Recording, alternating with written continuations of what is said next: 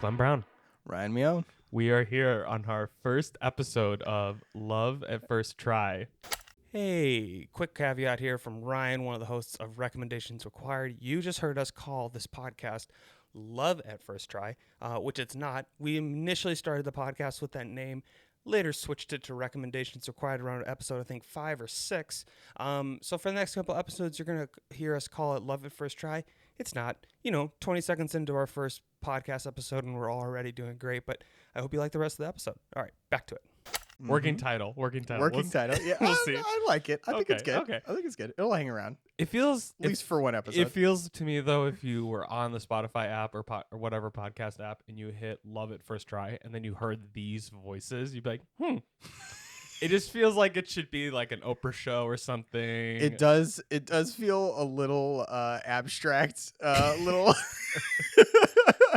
I think it's the word love in there that's just really like.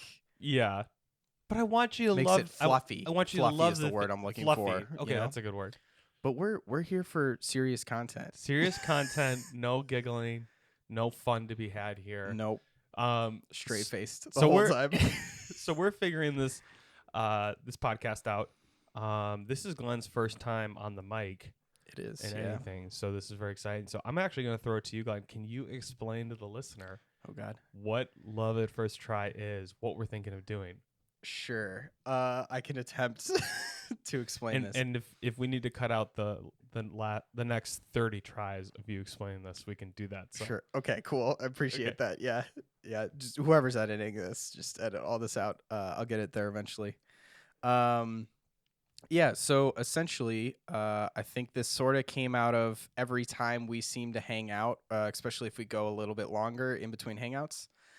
We tend to come to the other person with a suggestion of like, oh, you got to watch this movie, you got to watch this TV show, you got to play this game, something like that. Yeah. And inevitably, I would say probably 80% of the time, neither of us try the thing that was recommended to us. That's pretty fair. Yeah. We never get around to it just because we're both very busy people, Yep. and that's totally fair. And when I recommend something to you, I do not expect you to get around to it 100% of the time. But this podcast can kind of serve as a motivation, accountability. Yeah, to get around to trying those things. So the idea is that kind of alternating, one of us will at the end of an episode recommend something to the other person. They're going to go try it in between episodes, and then we'll kick off the next episode with their review of what they thought about it, their reaction, was it a good recommendation, that kind of thing. Yeah. And then they'll recommend something back and just kind of toss the ball back and forth. I think the other thing that's cool about this is like, so a little background on us as people as well. So we are currently in adulthood, late 20s, and we've been friends since high school. Oh my God, late 20s. I know. Just move past Why'd you that. say late? You could have just said 20s. Glenn, you have a child. Just accept the fact that you're old now. But we met in high school, became really good friends, and then we actually ended up marrying both of our high school sweethearts, who also happened to be best friends. Yep.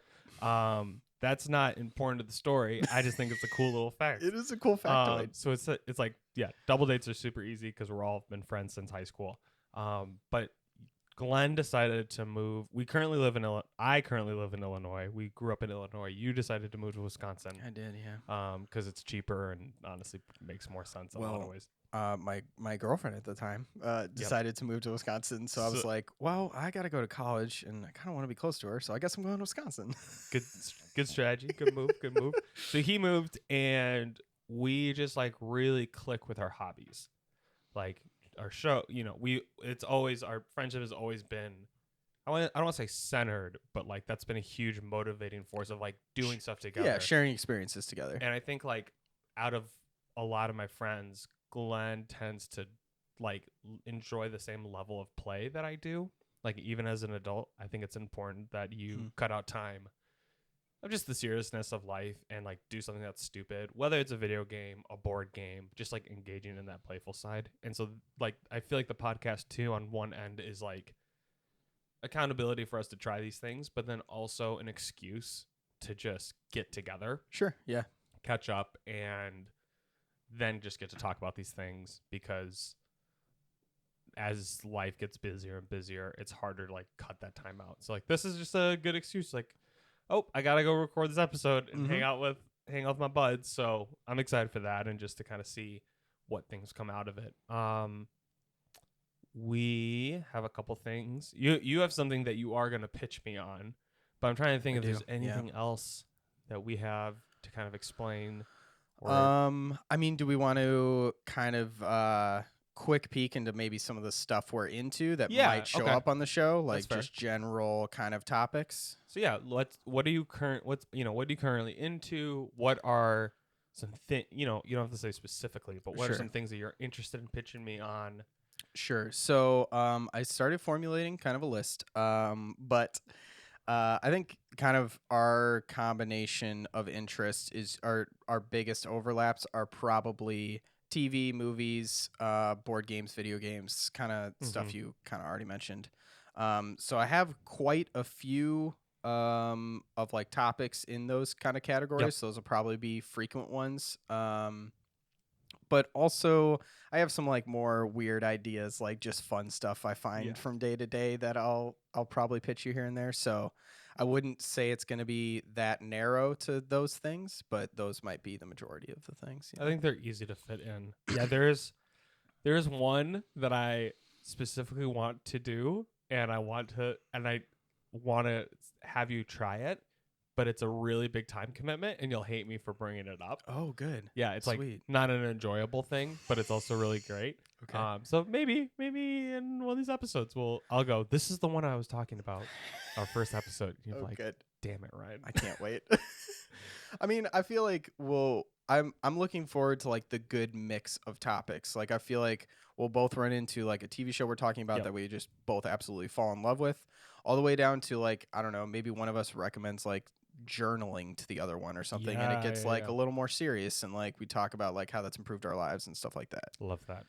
Yeah, I think so there's also like an ongoing, maybe you could also explain how my hobbies function in our friend group, because I feel like I feel like you can also explain it better being on the other end of this, because I think this is also a huge motivator of the podcast. And where it's coming from.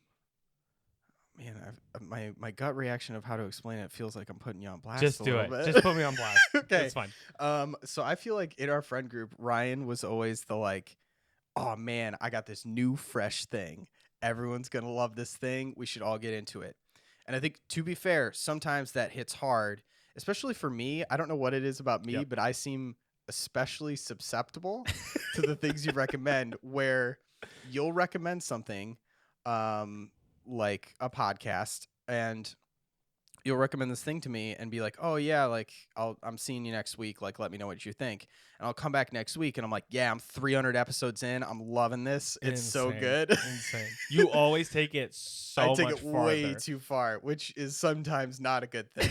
But for all of those scenarios, I feel like there was also an equal number of scenarios where it's like, I got this new fresh thing, it's unicycling, we're all gonna get unicycles, we'll be a unicycle pack. You think he's making no, this is not a joke. This was an actual thing Ryan wanted to get the friend group into. And for the record, my initial reaction was, yeah, let's do it.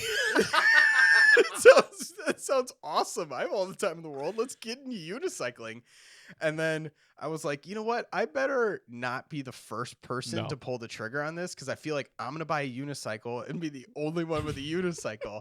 So I waited it out, and no one bought a unicycle. What a surprise. No one wanted to get into extreme unicycling. No one was interested. So luckily I did not purchase a unicycle. Otherwise it would be sitting in my garage. Yes, right now. Exactly. But yeah, I think that was kind of the dynamic. You'd bring something to the table, and we'd either all eat it up, or everyone would just kind of check out. Yeah. and not do it. And it was interesting. I've been doing more like deep dives into like why I do that specifically. And one thing that I was learning is like about myself is I rarely can do something by myself and not feel bad about it. So if I want to do something fun, if I can get other people to do it, then I don't feel guilty about doing it. Okay. Which is like a little sad, but like we're working on it. I'm right there. But I think that was you and I make the most sense, because you will always give something a full try. Mm-hmm. Like you could watch I'll be like, hey, here's the show, and you're like, I watched the whole thing and I hated it. I was like, But I have to watch the whole thing. yeah, exactly. And like people always say that to me, where I'll be like, oh, you need to watch the show, but like the first 3 seasons are really bad, and they're like, that's too much of a time commitment, and I just don't understand that. I'm like, no, you got to fully consume the thing. Yeah. You can't like smell the food and then say the food tastes bad. You gotta, but then I guess that's also me like saying you have to eat the whole plate of food, even if you don't like it. So that analogy doesn't work. Yeah. I feel like the thing that I'm trying has to be pretty awful for me to like cut it short, you know? Yep. Like pretty much like if you're going scale out of 10, like anything a 3 or above, I'll give it like a full shot. Like I'll watch the whole thing because for all I know it improves or 3 like 3 or above. That feels so low. it feels extremely low for most people, yes. But if it's like a 1 or 2 and I know it's just awful right off the bat, then okay, I'm not gonna waste my time on it. That's but fair. I mean, that's also changed. Yes. Recently. So. How come? What changed recently? Oh yeah. Okay. So my first child was born about 13 months ago. I just thought, what if that's the thing? You're like, you should try having a kid. This has crossed my mind. I was like, okay. All right, okay, Jackie. So for the podcast, it's for the podcast. It's for Jackie. the podcast, Jackie. Jackie's my wife, by the way. So, So I have a baby daughter now, Nora. I guess adorable. She's a toddler now. I guess. What's the term 1? They're a toddler, which is mind blowing to me. Like 2. That's what I think. 2 and 3 is toddlers, but I guess that's not. Yeah. I mean, right. I'm just going off the books, man. All right. But yeah, that has consumed a lot more of my time. Yes. Obviously. So my bar is maybe raised a little bit to a 4 or 5 instead of a 3 it's or above. Way up there now. But yeah, I'm still always down to try it. It did cross my mind of like, oh man, how do I weaponize this podcast? I was thinking about that too. How do I make Ryan try things? To be fair, it has to be something that we've tried. I can't go, hey, you should try moving to Cambodia. Oh, is that a rule we're setting?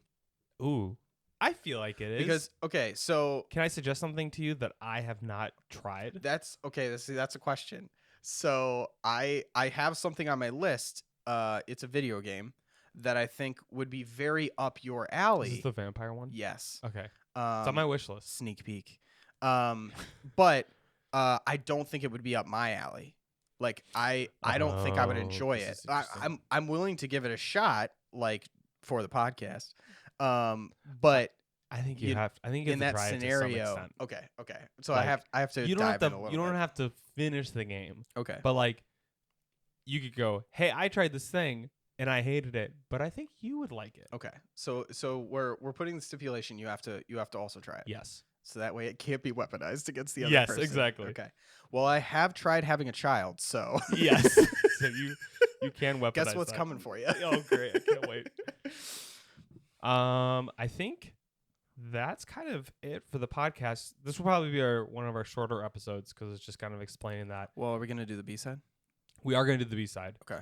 So in the next episode, I will be reviewing what Glenn's about to tell me, and then I will be suggesting something for him. Have we also acquired ads? Do we need to take an ad break? I was literally just to bring. Okay. And we'll be right back. I was just about to bring this up. So, Glenn, I texted him this idea. So, I run a production company that does a couple of other podcasts, and we have other projects that we've been working on. And so this is just a fun passion project that I get to work on with my best bud. But Glenn got really excited and wrote out all these schedules for ideas of like how to format the podcast. It was like really, really helpful. And I noticed there were 2 ad breaks in like multiple structures of the podcast. And I was like, the pure audacity of this man thinking that more than 10 people will ever even see the album art of this podcast, let alone a sponsor will say, I'll give you money for this, is madness to me. The complete insanity. Like, we've been running podcasts and like, yeah, we have one with ads and you're like, oh, we'll get 2 ads in there. I'm like, this. Okay. explain This myself. madman. Who's gonna want to pay for this podcast? Hey, we're very charismatic. I don't. Maybe people fall in love with this. I don't know. Okay, so I did. Okay, you're in the industry, I guess. I can ask you this question. Oh, jeez. I feel like I've listened to podcasts, and episode 1, they're Yeah. like, and here's the ad break, and there's never an ad there. Like, you get 50 episodes in, and then finally ads show up in the ad break that they're breaking for. Interesting. So I'm like, are they like manifesting that they're gonna have ads? Like they just put it in there to make them seem official. Like, Mhm. yeah, we have ads, we just didn't this week. Very first ad, and we'll see you on the other side. And Glenn is gonna give us the first thing for me to try. Mm-hmm. All right, we'll see you there. What is this? What is the first? We're breaking the ice. No pressure. Yeah, I feel like I'm under a lot of Oh, pressure. there's a ton of pressure. To kick this off. I hope this is good. Okay. So, I'm going to start us off with my favorite board game. Your favorite board game. This is my favorite board game. Better than Dead of Winter. Yes. Better than D&D. D&D is not a board game. Mm. D&D is far more than a board game. It's a way of life. Okay. Okay, If so D&D is a board game, I guess that's my favorite, but Okay. this is my favorite board game. This is off to a great start. Okay. This game is called Wingspan. You told me about this. Is the have bird game. Have you played this game? No. Okay, good. Okay, so at first glance, yes. This is your favorite This board is my game? favorite board game, Ryan. I'm so excited to show you this Okay. game. Okay. So you said it's the bird game.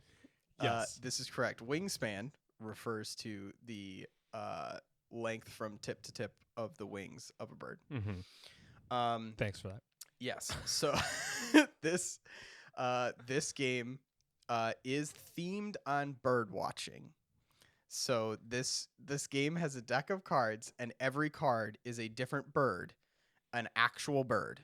Wow. Yes. I'm sorry. Like, I'm still so baffled that this is your This is my favorite board game. favorite board game. I can't wait to blow your mind with this board game. Okay. To be fair, I have a bird. Yeah. What kind of bird? It's a parrot. I think that's in there. It's in the game. All right. His You gotta name's play it Louis. now. He's a blue parrot. So yes, if you go on any board game website that ranks board games, it's in the top 10 of every single website. Wow. It's a very Okay. good game. It's one of the most popular board games ever sold. It's like gigantic. It's huge. Chess. At the Stand aside, okay, Chess. Okay. Here comes Wingspan. Here comes Wingspan. Fair enough. But yeah, I do feel like all the websites say it's a very popular game, obviously. Yeah. But I feel like every time I bring it up to someone, they're like, "Oh, I've never heard of that." I'm like, "What? How?" Like, it's one of the most Yeah. popular games ever. I You think know, it's on Steam now too. like I think it sold more copies than Catan. Like, I don't understand how people are not on top of this. There's really. I believe so. Don't quote me on that. Okay. I believe so. It's up there. I believe they just launched an online version that is like an esport of this board game. An esport. I believe so. Yeah, you can play competitively online at this game. So this is going to be so much of this show is going to be like, don't judge a book by its cover, because Yeah. and I'm realizing as you're explaining this, like my interest in playing this game Mm-hmm. is purely based off you saying it's good, Mm-hmm. because it looks like the most boring game from what I've seen. Okay. So yes, I want to start off. It's designed by Elizabeth Hargrave, and the art is by, I'm gonna butcher these names, Catalia Rojas and Ana Maria Martinez Jaramillo. I might have pronounced that wrong, but we'll give it a shot. And the art is very Yeah, different. it's a nice aesthetic. It's different than what you see. It's not comic book. No, like feeling. the closest thing I can compare it to is almost Easter. Like, it's very like pastel colors. Yeah. And like I mean, there's eggs and stuff like that, so it gives a little bit of an Easter Okay. vibe. But it's supposed to be about bird watching, so it's very nature oriented, bright, nice colors. Okay. Like it's a very enjoyable game to look at in general. Yep. So do you know a lot of board game terminology? Just swing for the fences, Okay, and I'll okay. and I'll So probably nod I'm my gonna head. start off simple. This is a symmetrical engine builder. Okay. Yes. You know what that is? Yeah. Okay. For the listeners, there's two categories of games: symmetrical and asymmetrical. Symmetrical means that every player has like the same abilities, the same board, the same thing they are doing, and the same goal.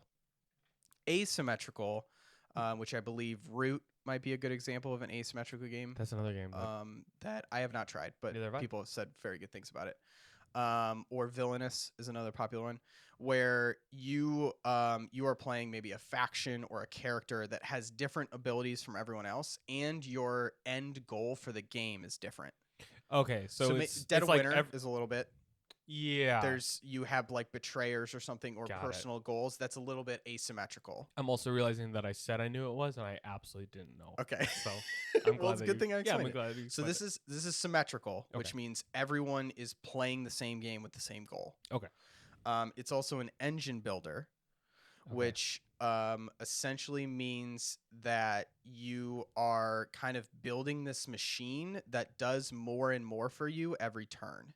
Got it. So like your first turn, maybe like one, let's just call it an event, depending on the Okay. game. One event happens. Is it kind of like Hearthstone, where every turn you can do more because you Yeah. have more quote like mana or whatever? Yeah, a little bit. Yeah, I'd say it's like that. So you actually, there are 4 rounds, and in each round you actually have less turns. Like your Okay. turns decrease throughout the game. Okay. But each turn does a lot more for you. Got it. So like let's say one event will happen in that turn for your first turn. It'll just be like one thing that happens. Mm-hmm. But at the end of the game, you're taking one turn and you're like chain reactioning like 20 things that are happening. Okay, cool. So your goal is to like get those end turns to be like super powerful. You're like and do a lot for setting you. something up, Yeah. almost like a Rube Goldberg machine. Yeah, Kinda a little bit. It's like yeah. you're building this thing You're up so that by building your an final engine. turn, Yeah. this huge reaction happens. Yes, Oh, exactly. okay. So And this is you're about bird watching. This is what. Okay, you're just gonna keep throwing them back at me. Okay, yes, it is themed on bird watching. I don't care about bird watching at all. I gotta preface that. I've never been into bird watching. It's never been a hobby of mine. Has playing this game at all made you at one point consider I should try bird watching? No, Oh, okay. no, it has not. But it has like given me knowledge on birds. Like I'll see a bird and I'll be like, oh.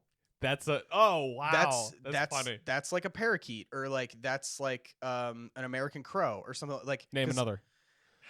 One more. The spoonbill. Wow, deep cut. Okay. But yeah, like it is giving me knowledge on birds, and like I don't know, like it's just cool to kind of learn about a new topic. I have never once thought I want to go to the park, sit on a bench, and watch birds. Not yet. Not until I try it, yet. and then I have you try it, and then we'll both be on a bench, On a old bench. man watching, watching birds. But it is really cool that like each card has a different bird on it, right? There are no replicas. There are no repeat birds. This deck is like at least 300 cards, all 300 unique birds. Okay. There are like ability overlaps where like let's say it's a hummingbird. Mm-hmm. There might be like 10 different species of a hummingbird. Yeah. So those are 10 different unique cards, but they all have the same hummingbird kind of ability. And what are these abilities? Like driving cars, sniping? Okay, like yeah. What are the birds? Can you tell like what kind of board games I play? That like my head's just like, which I think what's interesting about this game. This slots right in with the kind of board games you play. Yeah, like fighting zombies and summoning things and like war games, stuff like that. Yeah, birds. Yeah, perfect. Bird watching. But the really cool thing is each of those cards, there's like different abilities that those birds are doing, right? You're trying to like use these abilities to your advantage. But like the abilities, you're like playing with like their nests, and they have different nest types, and like there are different like unique properties to each of these birds that are 100% accurate to the actual bird. So like if a bird has like a stick nest, that will do different things for you. But that bird actually builds a stick So nest there's in a real huge life. educational side of A little this. bit, yeah. And you can dive as much into Yeah. that as you want, or just completely ignore it and just play the game, and that's Yeah. fine. But there's also like a little like it gives you a map of the world on where these birds like their habitats are, and Okay. like a fun fact about the bird at the bottom, which you don't have to read by any means, but that's just I like it. I kind of like Little that. flavor text. I there. like that touch. But yeah, it's the other thing I wanted to say was there's a lot of games that employ this kind of dynamic, like Villainous, Scythe. I don't know if you've played these games I've heard before. of Scythe. Have you played Scythe? I have played Scythe many times. It is very complicated. I still am very poor at it. Okay. But you basically every turn you have 4 options. Okay. There's like 4 things you can do during that turn. And you want to very strategically pick the thing you are doing in a certain order based on the cards you have Mm-hmm. to kind of like do like if you do the right things in the right order, you'll build the engine faster, basically. Okay. And there's no restriction on like some games you can't go to the same thing twice. Like you can't do the same option twice. Yeah. That doesn't have that restriction. It's can not just here. You kinda can just spam Okay. an option if you want.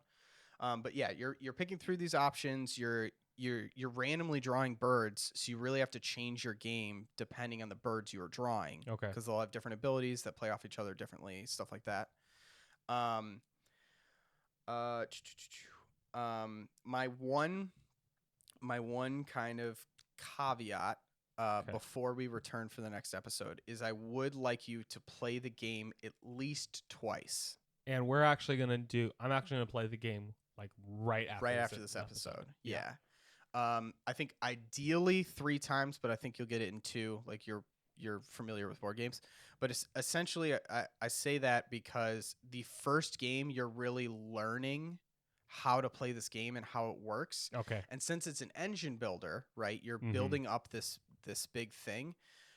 Very often, everyone I've played with for the first time, they get like halfway, 3/4 into their first game, and they're like, "Oh, I understand this now, but I haven't been building the engine this whole game because I didn't get it." You're just doing like turn by turn. You're Yeah, not thinking yeah, big but picture. by the end, you fully understand it, but Okay. it's too late at that point. You know, Okay. like you need to understand it at the beginning of the game so you can build the engine. Got it. So it's that second game where you go in kind of understanding the mechanics where you can hit the ground running right off the bat and really play the game, which is I think why I that's want the you to case do it for twice. a lot of board Yeah. games. That first one's just so like the first game's always so clunky, Yeah. and then you really get into the nuance and really get to like dig your teeth into the Yeah. the different like strategies of it. I would like you said, Except I for would say Catan, it's- for some it's reason, true. every time you're first Yeah. time play Catan, you win. Like that's just Yeah. I think there are games where that's more true than others, but Yeah. I think any engine builder really is like your first game is kind of got to be a throwaway. So, okay. I like it. yeah. So I don't want to jump ahead of your Mhm. notes, Sure. but I mean that why- was kind of the end of my Okay. notes, so I wanted to grab why your questions and stuff why like that. this game for me? Okay. What will I like? What do you see me getting stuck on? Sure. So I feel like really the big hang up is right off the bat the theme, right? I like birds. Like It's yeah, just the- sure, it's sure. just like that's just you- not like an interesting board game Yeah. like kind of topic to really pull people in. But I know the type of games you like involve like I know you like Magic the Gathering and like you mentioned Hearthstone, stuff Yep. like that. I know you like this kind of like tactical engine building Yeah, kind yeah. of scenario. I think there's that fun of like is similar to like RTS games, real time strategy, like Mhm. Age of Empire, Yep. StarCraft. That's such Think- a good example. I should have like thought of that. Age of things where Empires, yeah. you're it's like you're building out a system that's Mhm. actually like going to help you in the long run to do something better, more efficient. Like Mhm. so like it's so interesting because the mechanics of what you're talking about feel so detached from The bird theme, watching, yep. the theme. Yep. But I'm very excited to like because as you explain, I'm like, oh no, this is like totally up my alley. Yeah. I honestly feel like you would have played this game years ago if it just had a different skin, you know? 100%. Like if it was I don't know, like if the whole thing was army themed and all the cards were different like types of soldiers or something, like you'd be all over it all of a sudden. Yeah, because you know me, I'm just all about blood and gore. You and know what I'm violence. Yeah. saying, though. No, You no, know, like no, that's I just agree. in general a more like cool topic that people Yeah. tend to latch onto. So I feel like it's just the skin that usually like is like, oh, that looks weird. I'm not gonna pick that one up. What So- are some things with this that, like, you say it's your favorite board game? Mm-hmm. Kind of, are there Why? thing? Yeah. Like, what about this one specifically? So Do you find yourself getting like pulled into? this one specifically, it is the strategy of the engine builder is really like I latch onto that really well. Yep. But it's also that the game so much depends on the birds you are drawing, and there's so many birds that every game is completely different from the last. Like That's cool. you can't if you go into the game and you have like a set strategy Yep. that you've kind of studied, you know, like if you're playing like Civilization or something, you might always go for like a culture win because that's what you know. That's what Yep. you've studied and taken notes on. You cannot do that in this game because you might go for a certain type of win with which this is a lot more simplistic, It's obviously. kind of like jazz as opposed. Yeah, like you have to work with what you have. So if you try forcing that type of play, but you don't have the bird cards for it, it's not going to work out for you. So you have to constantly adjust every game, which makes it very repeatable. Like very it's always fun to return to it. It never like I've played this game maybe 50 times. I've played this Wow. game so many times. Holly and I, my wife, Holly and I have My my wife. wife. Sorry, everybody. All right, that's a, that was a lot. That was that's a the lot. only one on this entire podcast. We have like a running scoreboard of like who's won how many games, what our So high cool. scores So are, fun. and like there's different like categories you're getting Yep. points on. We have like high scores in each of the categories and stuff like that. Like we have a whiteboard going with like, and I think I'm up like 18-16. Dang. And to be fair, Holly is not a huge board game person. That's what I was That's gonna the other say. thing. That's what's interesting about it. She is not a huge board game person, but this board game is for those type of people. It's almost the skin that draws them in. Like it's very aesthetically pleasing and it looks colorful and fun. Kind of like a Mario. A little Yeah, bit. yeah, and then all of a sudden you're like learning the strategies of this game and like falling in love with it. Like I've never seen a person not like this game. Wow. Yeah, like Wow. even the most non-board game people are like they might not be like, oh, I want to play that right away again, but they Yeah. were like, that was fun. Like I enjoyed that, you know. Okay. So yeah, All right. yeah, those are the things I like. Any last things before we wrap up our first episode and I try some bird watching in Wingspan? I don't think so. I think So- that's This was fun. Yeah. This is really Yeah. cool. And we'll see you guys on the next episode, and we'll see if I love the engine or if I get bored as if I was actually bird watching. I really hope you love this game. How much is it good? You're like, I have never found someone who hasn't liked this game. Yeah, it's that like was a you bold, bring it to the that was a bold a statement bold for this statement. podcast. All right, we'll throw Okay. that back into the second episode to remind everyone Yep. of your bold statement. So, Okay, cool. Can't wait. this is Ryan Meon signing off. This is Glenn Brown signing off. Sounds good like that. All right, see you guys.